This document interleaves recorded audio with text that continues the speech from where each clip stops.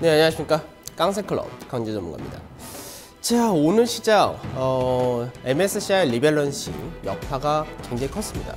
사실 이제 11월 30일 날 MSCI 리밸런싱이라는 부분에 대해서는 계속해서 언급을 했던 부분인데 국내 증시에서 빠져나가는 외국인의 자금이 대략 그 전에 추정했던 것이 한 8천에서 9천억 정도 추정을 했었고, 이 부분이 사실 15일날 이후부터 외인들이 지속적으로 매도세가 있었기 때문에 여기서 추가적으로 오늘 매도가 많이 나온다 하더라도 한 2천억 정도대가 되지 않을까, 그 정도 예상했었는데 5,300억까지 출회가 되는 그런 모습이 있었죠. 그러니까 외국인들의 매도세가 워낙에 세게 출회되니까 이 부분이 시장에서 오늘 종합주가 지수를 거의 2% 가까운 하락으로 끌어내린 그런 흐름이 나타났고요. 지난주 금요일에 있었던 중국에서의 급락 여파, 여기에 따른 투자 심리의 위축도 한몫을 한 그런 모습이었죠. 사실 이제 MSCI 리밸런싱이라는 부분은 그러니까 지나가는 이벤트입니다.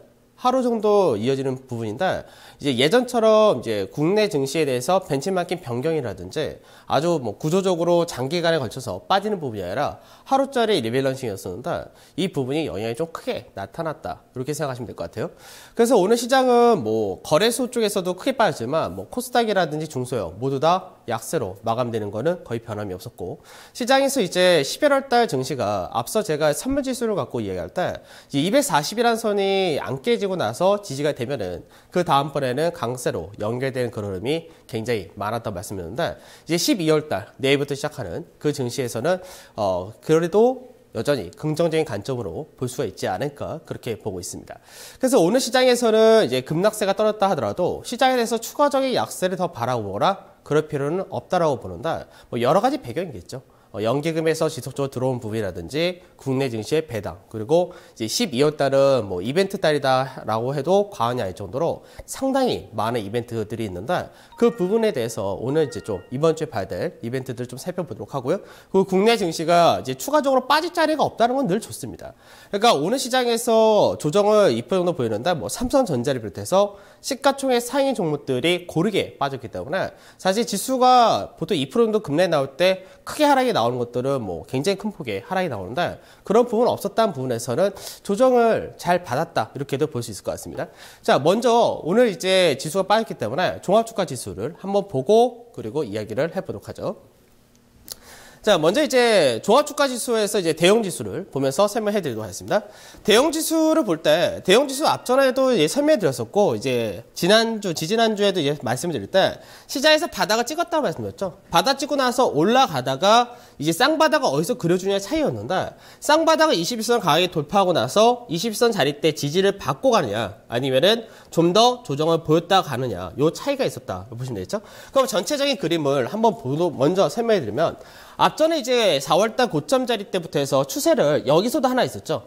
이 자리 때 추세를 돌파하고 나서 시장이 상승 추세로 바뀌었던 건데, 이게 좀 더 추세를 하나 더 이번에 만들었던 그런 흐름이 나타나게 되죠. 그래서 이번에 두 번째 자리였고, 다시 한번 이제 돌파가 나올 때 쌍바닥형의 그림이 나올 경우가 이제 다시 한번 추세를 넘어갈 수 있기 때문에, 이렇게 될 경우는 앞전에 시장에서 움직였던 채널 패턴을 재차 회복할 가능성이 높다, 이렇게 보시면 될 것 같습니다.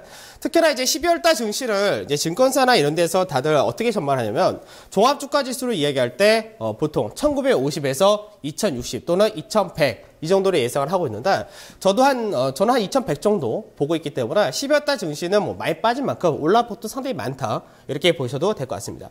그리고 시장에서 단기적으로 보게 될 때, 요 가격대에서 단기적으로 저점 대비해서 올라갔던 폭에 오늘 조정을 받았던 이 가격대가 정확하게는 61.8%의 되돌림의 자리로 마감이 됐던 모습인데요. 요 라인대에서 조금 더 이제 오늘 반등이 나오다가 종가 무렵에 마감이 되었는데, 이 라인대만 이탈하지 않는다면은 쌍바닥 패턴은 기대할 수 있고, 쌍바닥 패턴을 만들 때 기준점이 될 수 있는 것이 5일선을 상향 돌파하느냐, 이 부분이기 때문에 5일선을 상향 돌파하는 흐름이 나온다면은 이번 주에 어느 정도 오늘의 하락폭은 회복하는 그런 그림이 나타날 것으로 그렇게 전망을 하고 있습니다.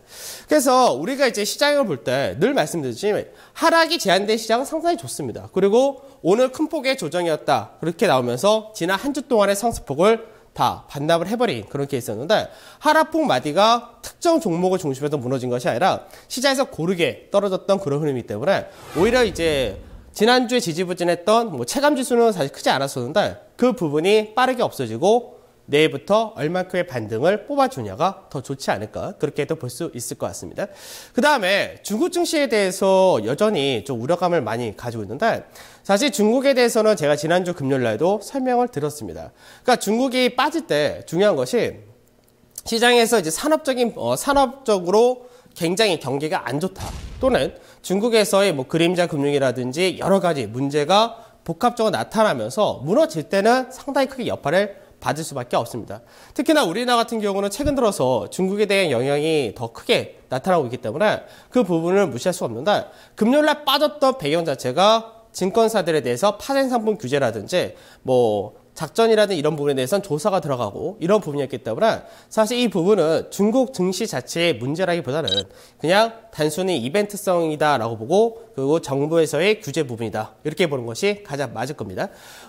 아까 이제 장 끝나고 나서 한중 FTA가 이제 그 국회에서 비준안이 처리가 되었는데 이 부분도 이제 국내 증시에서 호재로서 내일 작용할 수도 있기 때문에 뭐 중국에 대해서는 뭐 여전히 관심을 갈 수밖에 없는 그런 케이스다 보셔야 되고 중국 증시가 지금 빠졌다 하더라도 오늘 추가적인 약세가 크게 이어지느냐 안 이어지느냐 이 부분이 좀 중요했었죠. 사실 아침에 시장에서 중국 증시가 출발할 때 보합권 전후에서 출발이 나왔었고 그리고 난 다음에 어느 정도 반등을 하면서 등락을 거듭했기 때문에 국내 증시도 여기에 대해서 영향을 좀 많이 받았었는데요. 마감은 잘 마감이 된 그런 모습이었습니다. 차트를 한번 보도록 하죠.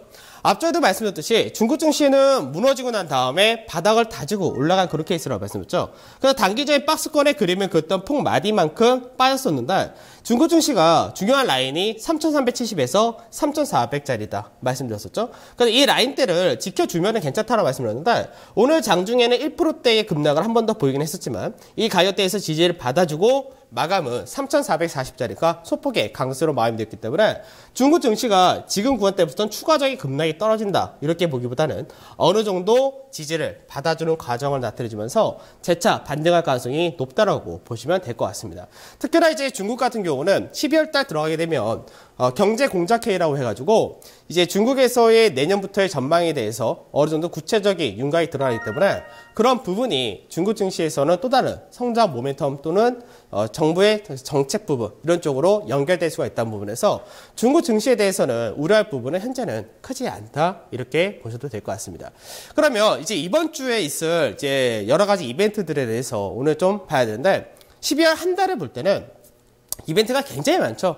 그렇기 때문에 이제 12월 달에 많은 투자자분들이 우선은 시장에서 관망하다라는 생각도 하실 수 있는데 어느 정도는 시장에서 다 반영이 되어 있는 케이스다라고 보시면 될 것 같습니다. 우선은 이번 주에 중요한 것은 중국에서의 차이신 구매자 관리수라든지 미국에서의 ISM 제조업 지수 이런 경제 지표도 좀 중요하고요.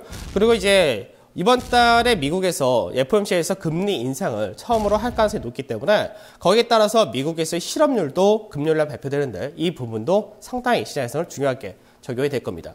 그리고 다음 주에 뭐 선물 옵션 만기일도 있고요. 그리고 이번 주에 목요일날 ECB에서의 통화정책회의에서 얼만큼 부양책을 내세워 주느냐 여러 가지 있겠죠.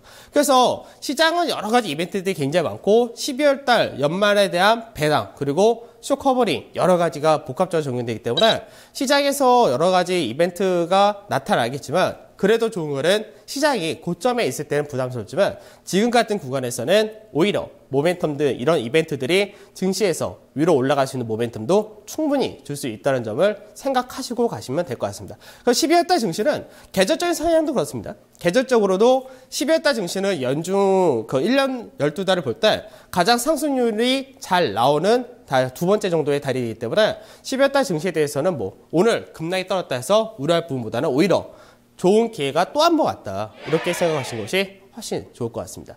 자, 그러면 내일 바로 발표 나온 것 중에서 중요한 것이 중국의 차이신 구매자 관리지수인데요. 중국의 차이신 구매자 관리지수와 국무원에서 발표하는 구매자 관리지수 두 개가 같이 발표되는데 시장에서는 차이신 구매자 관리지수를 좀 더 신뢰를 하기 때문에 이쪽에 대해서 한번 보도록 하죠.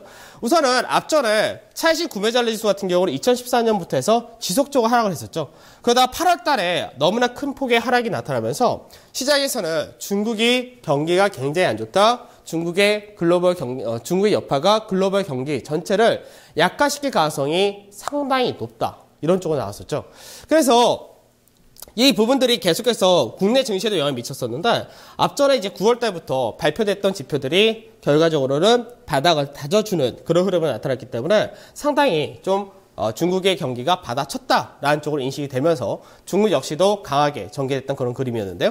내일 발표되는 차익신 구매자릿수 예상은 한 48.3 정도. 그러니까 우리가 보통 50이라는 선을 기준으로 잡고 있기 때문에 50이라는 선 이상이 가야지 경기가 확장세고 50 이하는 여전히 위축이 된다라고는 하지만 바닥을 다지고 내일 발표되는 구간이 예상치에 부합하거나 예상치를 상회하는 결과가 나온다면 시장에서 중국이 경기 바닥을 쳤다 쪽으로 좀 더 시그널을 강하게 해석해 줄 수 있다는 부분에서 이 부분이 국내 증시에도 긍정적으로 영향을 미칠 가능성이 높다 이렇게 보시면 되겠죠. 실제로 계속해서 하락 추세대를 넘어가느냐 못 넘어가냐 그 기록이기 때문에 만약 뭐 잘 나와서 한 49 근처까지도 가준다면 시장 자체는 뭐 좋은 쪽으로 전개될 가능성이 높다고 보시면 될 것 같습니다. 그러면 차익신 구매자 수라든지 이런 것들이 잘 나오게 된다면 중국 관련된 기업들의 흐름이 좀 굉장히 잘 반등이 나올 가능성도 상당히 높다라고 보시면 될 것 같고요. 그리고 이제 우리가 이 외적으로도 여러 가지가 있는데 중국에서는 이제 위안화 편입 이 부분도 있습니다. 그러니까 위안화 편입이 되게 될 경우는 국내 증시의 호재와 악재 두 개 다 중복이 된다라고 보시면 됩니다. 그러니까 위안화가 국제 통화에 편입이 되게 될 경우는 긍정적인 부분은 중국이 계속해서 이제 달러 위주의 자산을 갖고 있는 것이 아니라 그 외적인 자산까지도 늘려갈 수 있는 거고 신흥국에 대한 위상 자체가 높아지는 케이스가 되기 때문에 중국에서의 그런 부분은 이제 중국에서 우리나라에 투자하는 규모가 상당히 큽니다. 그러니까 우리나라 국채 같은 경우는 중국의 44% 정도를 차지하고 있고요. 그리고 주식시장에서 아직까지 크진 않지만 한 2에서 3% 정도 보유를 하고 있는데 이 부분이 확대될 수 있다는 부분에서는 국내에 긍정적이다라고도 볼 수 있고요. 반대로 위안화가 이제 국제통화에 편입이 되게 될 경우 위안화 자체가 조금은 절상될 가능성이 있습니다. 그럼 절상이 된다면은 오히려 중국에서의 수출이 조금은 힘들어질 가능성도 있겠죠. 그래서 그렇게 될 경우는 국내에서 중국에 수출하는 자본재 같은 경우가 조금은 안 좋을 수가 있기 때문에 그렇게 될 경우는 국내 증시도 마찬가지 악재로도 인정이 될 것입니다. 그래서 호재와 악재 다 나눠져 있는 그런 케이스인데 시장에서는 위안화 편입이 되는 것이 그래도 좀 더 긍정적이다라고 보시는 게 좋을 것 같습니다. 그래서 이 부분도 이제 시장에서는 어떻게 결과가 나온지는 뭐 체크를 해야 될 것 같고요. 그리고 이제 중요한 것이 이제 이번 주에 또 옐런 의장의 연설이라든지 취업자 수, 비농업 취업자 수까지 발표되는데 이런 부분들은 이제 이미 시장에서는 12월 달 금리 인상한다는 부분 다 인정이 되어 있습니다. 근데 여기서 변수는 뭐냐? 만약 옐런 의장이 시장에서 금리 인상을 재차한다는 시그널을 또 한 번 준다면 그때는 시장이 그림을 그려가는 쪽으로 그대로 간다는 쪽이기 때문에 이 경우는 불확실성 제거로 시그널이 좀 더 강해지게 되는 것이고 그 다음에 12월 중순에 있을 연준에서의 발표가 나오기 전에 오히려 불확실성 제거 이런 부분으로 미국의 달러화도 소폭은 꺾일 가능성이 높고 국내 증시를 비롯한 신흥국으로 자금이 유입될 수 있기 때문에 이런 데는 다 좋다라고 보시면 될 것 같습니다. 다만 시장에서 옐런 의장이 모호한 답변을 하거나 모호한 금리 인상 할 수도 있고 아닐 수도 있다 이런 식으로 얘기를 해버리면은 그때는 시장에서 충격이 올 수가 있습니다. 그래서 그럴 가능성은 굉장히 희박하다라고 보고 있는데 그런 부분도 이번 주에 좀 중요한 이벤트 중에 하나다 이렇게 보셔야 되겠죠. 자, 그 다음에 제일 중요한 게 있죠. 사실 제일 중요한 건 뭐냐면 22 통화정책 K 이 부분이 가장 중요합니다. 그래서 22 통화정책 K에서 이제 어떤 추가적인 양적 완화를 확대할 것이냐, 어떻게 될 것이냐 그 부분이 중요한데 왜 그러냐면 여태까지 국내 증시가 유럽에서 대규모의 양적 완화라든지 자금을 지원하는 그런 방안이 나올 때마다 국내 증시로 유로 캐리 트레이드가 움직였던 거죠. 그러니까 유로 캐리 트레이드라는 것 자체가 앞전에 우리가 미국에서 양적 완화 할 때하고 똑같은 케이스인데 양적 완화 하게 되면서 미국의 달러화가 약세를 띠니까 신흥국 통화가 상대적인 강세를 나타나게 될 수가 있다는 부분인데 이런 부분이 외국계 자금이 신흥국으로 유입되는 그런 케이스였던 거죠. 그래서 이번도 마찬가지로 유럽에서 얼만큼 추가적인 양적 완화 규모를 키우냐가 중요한데 그 부분이 국내 증시로 유럽계 자금이 들어오냐 이 부분으로 연결되기 때문에 이 부분이 상당히 좀 중요하다 이렇게 보시면 되겠습니다. 그래서 그동안 우리나라가 이제 코스피 지수가 20에서 양적 완화 할 때 추가적인 부양책 할 때 그때 추이를 좀 살펴보면서 약간은 전망을 할 수가 있겠죠. 자, 2010년도 이후에 국내 코스피 지수와 ECB에서의 그 정책적인 흐름에 따라서 나타난 그런 표현인데요. 제가 이제 중요한 것만 이제 체크를 해놨는데, 앞전에 이제 2011년도 이제 미국에서 문제 생기기 전에, 그때 이제 시장에서는 이제 유럽이라든지 그리스, 그러니까 소위 말하는 우리가 이제 그 당시에 뭐 픽스라고 얘기하면서 그런 국가들이 문제 생길 때 시장에서 국채 매입 프로그램을 했었죠. 그때 이제 시장에서 불확실성이 제거되면서 한번 시장 자체가 굉장히 강하게 움직였었고, 2011년도 이제 미국에서 금융 위기와 유로존 붕괴 뭐 이런 시나리오가 나오면서 시장이 굉장히 크게 빠졌었습니다. 그러다가 이제 1차 LTRO라고 해가지고 이제 대규모의 자금을 이제 부양책을 썼었는데, 이때가 마찬가지로 국내 증시가 외국계 자금이 유입되면서 강세에 뛰었었죠. 근데 이 당시에는 어떤 식으로 했었냐면 1차 LTRO를 얼마 하겠다, 그 다음에 2차 LTRO를 얼마 하겠다, 미리 확정이 되었던 그런 구간이었었는데, 미리 확정이 되었던 이 구간에서는 실제로 2차 LTRO 할 때는 시장에서 오히려 차익 실현이 떨어진 그런 케이스였죠. 그래서 앞전에 시장에서 1차 LTRO 했을 때가 강하게 움직였던 그런 케이스였고, 그 이후에 시장에서 ECB에서 금리 인하를 계속해서 했었죠. 그래서 실질적으로 마이너스 금리까지 가고 이런 과정이 있었는데, 실제로 금리 인하는 국내 증시에서 크게 영향을 미치지 못했다는 겁니다. 왜냐하면 이것도 간단한데, 금리 인하를 해가지고 마이너스 금리를 한다. 그래서 결국은 사람들이 증시로 투자 자금을 유입할 수 있게끔 그런 구조를 만든다는 거였는데, 오히려 ECB에서 금리 인하를 하게 되면서 유로화만 자체적으로 약화가 될 경우 국내에서는 수출을 하게 될 경우 수출에 대한 문제가 생겼다는 거죠. 특히 자동차라든지 이런 쪽은 ECB에서 이렇게 낮게 유로화가 떨어지면서 거기에 따라 환차손을 오히려 입는 케이스가 되었었기 때문에 별로 국내 증시에는 긍정적인 흐름이 나타나지 못했던 겁니다. 그래서 이번에 ECB에서 추가적으로 예금 금리를 인하한다라는 부분은 시장에서 호재로 인식하는 것은 그들, 즉 ECB와 유럽과 미증시 같은 선진 증시나 가능한 얘기지만 국내 증시에는 그렇게 큰 호재다라고 볼 수 없기 때문에 추가적으로 예금 금리라든 이런 거를 낮춘다는 부분은 긍정적인 부분은 별로 없다라고 보셔야 되고요. 중요한 건 뭐예요?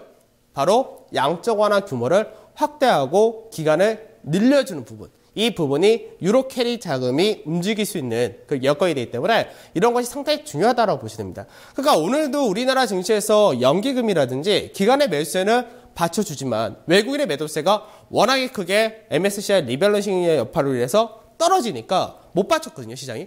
그러니까 이렇게 유로 캐리라든지 여러 가지 모멘텀이 생기면서 외국인이 들어와 줘야지만 국내 증시는 강하게 올라갈 수 있다가 되겠죠. 그래서 앞전에 이제 국내 증시가 올해 들어오면서 굉장히 강하게 움직였죠. 상반기에 굉장히 강하게 움직였던 부분이 여러 가지 요인이 있었습니다. 이제 국내 증시에서 기업들의 실적이 받아치면서 어닝 서프라이 나왔던 부분도 있었지만 실제로는 ECB에서 양적 완화를 결정했던 그런 시기였던 거죠.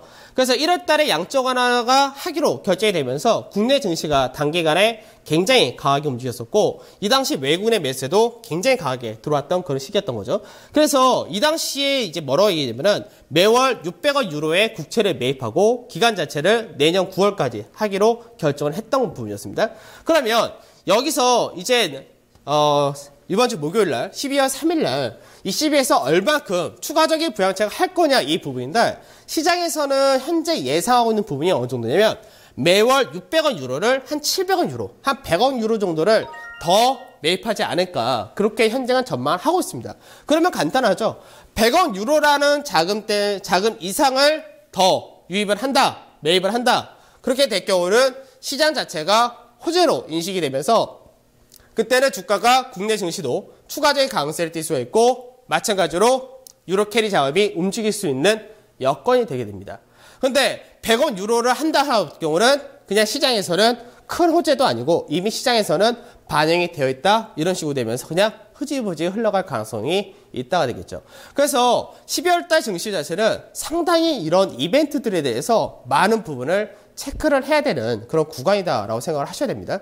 그래서 이제 중요한 인사들의 발언이라든지 또는 이렇게 어떤 결과가 나오느냐, 여기까지도 다 생각을 해야 되겠죠. 현재는 제가 볼 때는 100억 유로를 추가적으로 국채 매입을 하기보다는 못해도 한 150억에서 한 200억 유로 정도까지는 해주지 않을까 그렇게 보고 있는데 그거는 왜 그러냐면 프랑스가 지금 테러로 인해서 유럽의 전체적인 소비가 위축이 된 부분이 있기 때문에 유럽의 그 소비를 어느 정도는 부양해 주기 위해서는 그런 조치가 좀 필요하다. 이렇게 보는 관점이다 라고 보시면 되겠죠. 그러면 우선은 해외에서 이런 이벤트들이 종쪽으로 끝나줘야지만 외국인의 매수세가 강하게 유입이 될 텐데 외국인 매수가 유입되지 않는다 하더라도 오늘처럼 대규모 매도만 없으면 국내 증시는 그래도 반등세가 이어질 겁니다. 그래서 시장에서 증권사들이 얘기하는 12월 달에 보통 밴드를 잡아준 1970에서 2050이나 2060이라는 사이들은 연기금의 매수만으로도 그 정도까지 갈 수 있습니다. 여기서 외국인이 더 강하게 들어와주면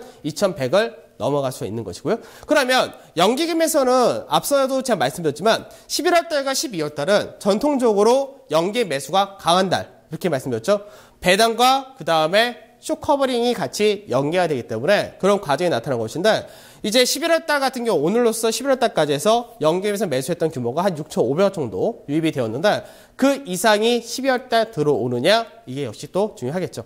자, 그럼 보면은 평균적으로 12월 달 증시 같은 경우는 계절적인 성향도 강하다 이렇게 말씀드렸었지만 12월 달 볼 때 연기금이 보통 많이 들어왔을 때 평균적으로 1조 정도가 들어왔던 거죠. 그러니까 평균적으로 11월 달에가 8,400 정도 들어왔는데 이번 11월 달 같은 게 한 6천억 정도 들어왔으니까 6,500억 정도. 그러니까 12월 달에 좀 더 강하게도 들어올 수 있다. 이렇게 보시면 될 것 같고. 그러면 연기금에서 1조라는 자금이 들어오는데 외국인들이 추가적인 매도가 나타날 가능성이 없다면은 12월 달 증시는 당연히 반등이 강하게 나오겠죠.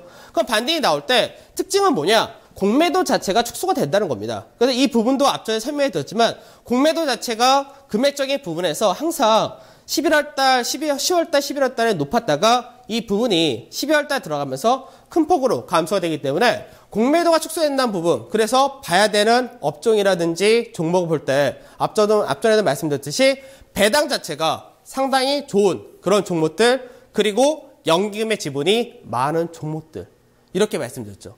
그래서 연기금 지분이 많고 배당이 높은 종목들 대부분이 거래소 대형주 쪽에 잡혀져 있기 때문에 그쪽을 보시는 것이 맞다라고 말씀을 드린 겁니다. 그래서 12월 달 증시는 뭐 거래소 같은 경우는 대형주가 여전히 강세가 좀 더 이어질 것으로 그렇게 전망을 하고 있는 것이고 중소형과 코스닥 같은 경우는 정책적인 모멘텀이 어떻게 나오느냐가 상당히 좀 중요하긴 한데 사실 정책적으로 새로운 것이 나올 거는 좀 크진 않죠. 아무래도 국회에서 예산안이라든지 이런 것들을 하면서 예산을 증액하는 쪽이 좀 더 모멘텀 받을 수 있겠지만 시장에서 아무래도 전체적인 어떤 시장의 트렌드를 바꿀 만한 정책은 나오지 못할 겁니다.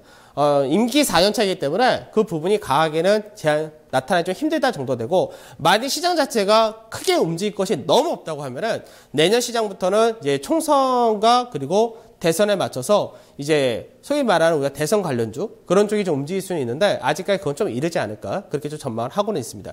그러면 실질적으로 배당 수익률이나 이런 것들이 어느 정도 나오느냐 그 부분인데요. 지금 현재 삼성전자도 오늘 좀 많이 빠졌죠. 현대차도 많이 빠지고. 그러니까 시가총액 상위 종목들은 다 빠졌습니다. 왜냐하면 외국인들의 매도 자체가 리밸런싱이 나올 때 외국인들이 들어올 때도 마찬가지고 나갈 때도 마찬가지입니다. 들어올 때도 제가 앞서 시총 상위 종목들 순위로 들어온다라고 말씀드렸듯이 마찬가지로 오늘 나갈 때도 시총 상위 종목들 위주로 나갔던 그런 흐름이었는데 오늘 이제 삼성전자라든지 현대차, 뭐 신한지주 전체적으로 다 빠졌었죠. 근데 이들 종목들이 관심을 여전히 가셔야 될 건 왜 그러냐면 삼성전자가 오늘 주가가 빠졌는데 연말 배당 수익이 어느 정도 될 거냐라고 전망한 것이 최소 주당 2만 원 정도는 전망을 하고 있습니다. 그러면 삼성전자가 오늘 130만 원 이탈한 그런 그림이 나왔기 때문에 시가 배당을 할 때 거의 1.9% 이상의 현재 가능성이 있는 케이스고요. 현대차도 오늘 마찬가지로 현대차가 올해 연말 배당이 한 3천 정도 예상이 되는데 이 경우도 현대차 주가를 감안한다면 2%가 넘는 배당 수익률이 예상이 되는 거죠. 그러니까 현재 국내 증시에서 시가총액이 높은 종목들이 전체적으로 배당 수익률이 2에서 3% 정도가 예상이 되기 때문에 전통적으로 배당을 많이 준다고 하는 SK텔레콤 같은 경우가 배당 수익률이 한 3.8%니까 그 외적인 종목들도 2% 정도 올라왔다는 부분은 국내 증시 자체에서 배당을 굉장히 이제는 크게 높여놓았다. 이렇게 보시면 되겠죠. 그래서 앞서 얘기했던 연기금에서 들어오고 연기금에서 공매도가 청산되는 종목들이 대체적으로 이런 시가총액 상위 종목들, 그리고 배당을 많이 주는 은행주라든지 금융주, 통신, 전통적으로 많이 주는 뭐 KTNG 이런 종목들이 대표적인 케이스다라고 보시면 될 겁니다. 대신에 이제 LG화학이라든지 이제 네이버라든지 이런 약간 성장성 종목들. 그러니까 네이버, LG화학 같은 경우 실적도 굉장히 좋아요. 좋은데 LG화학은 아직까지도 실적과 그 전기차 관련된 모멘텀을 그대로 가지고 있지만 배당 측면에서는 조금 약하기 때문에 추가적인 모멘텀이 들어올 땐 강하지만 그렇지 못하고 단순히 배당과 쇼커버링 이거를 볼 때는 메리트는 좀 떨어진다 이렇게 보면 되겠죠. 그래서 배당을 많이 주는 업종들 대표적인 것들이 금융, 특히나 증권과 은행 이렇게 포함되기 때문에 이런 종목들을 오히려 지금 구간에서는 싸게 잡는 것이 훨씬 더 좋을 겁니다. 그래서 시장에서 여러분들이 보실 때 11월 달 마감은 오늘은 끝났습니다. 이제 내일부터 12월 달 증시인데 12월 달 증시에 대해서는 우려보다는 기대를 가지고 적극적으로 매매하신 쪽으로 저는 말씀을 드리도록 하겠습니다. 자, 오늘부터 9시에 시작해가지고 지금 시간에 딱 마감을 하기 때문에 앞으로 계속해서 9시에 여러분들을 이 깡센 시간을 여러분들의 이 시간에 맞춰서 제가 인사드릴 거고 오늘은 여기서 마무리하도록 하겠습니다. 다들 고생도 하셨고 내일부터 좋은 성과 있으시기를 바라겠습니다. 깡센클럽 강진 전문가였습니다.